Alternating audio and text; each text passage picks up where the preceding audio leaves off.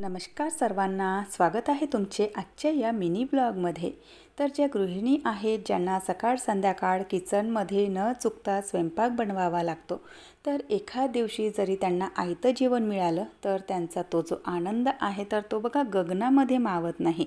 किंवा मग एक टाईम जरी स्वयंपाकाची वेळ चुकली तर त्यामध्ये सुद्धा त्या खूप आनंदी होतात, कारण त्यांना सकाळ संध्याकाळ न चुकता किचनमध्ये स्वयंपाक बनवावाच लागतो। आणि त्यातल्या त्यात आता काय बनवायचं, रात्री काय बनवायचं, तर हा प्रश्न ना नेहमी डोक्यामध्ये भेडसावत असतो।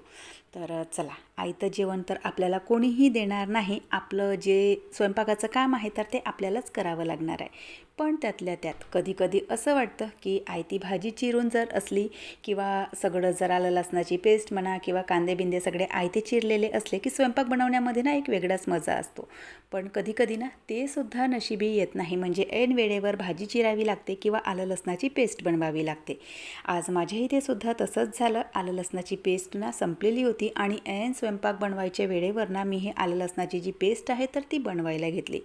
तर मस्त अशी आलं लसणाची पेस्ट बनवून घेतली आणि त्यानंतर मग मुंगण्याच्या ज्या शेंगा आहेत तर त्याला मी फोडणी करायला घेतली। आता बरेच लोक बघा याला ना शेवग्याच्या शेंगा म्हणतात, पण आमच्या विदर्भामध्ये ना याला मुंगण्याच्या शेंगा म्हणतात। आणि बऱ्याच वेळा बघा तुमच्या ना कमेंट असतात, म्हणजे माझ्या बोलण्यामध्ये काही काही शब्द असे असतात जसं की सांबार म्हणा किंवा पोपट म्हणा, वालाच्या शेंगा म्हणा किंवा मुंगण्याच्या शेंगा म्हणा। तर या ज्या सगळ्या गोष्टी आहेत तर या म्हणजे आमच्या विदर्भामध्ये ना या गोष्टींना अशाच नावाने ओळखल्या जातं।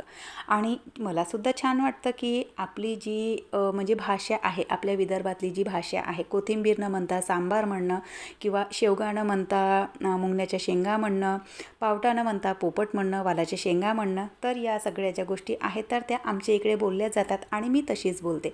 तर बऱ्याच वेळा तुमच्या कमेंट असतात की ताई तू सांबार का बरं म्हणते किंवा तू विदर्भातली आहेस का, तर हो, मी विदर्भातली आहे आणि आमच्या इथे ना या ज्या सगळ्या गोष्टी आहेत तर त्या याच नावाने ओळखल्या जातात। तर चला, तुमच्याशी बोलता बोलता माझा स्वयंपाक झाला।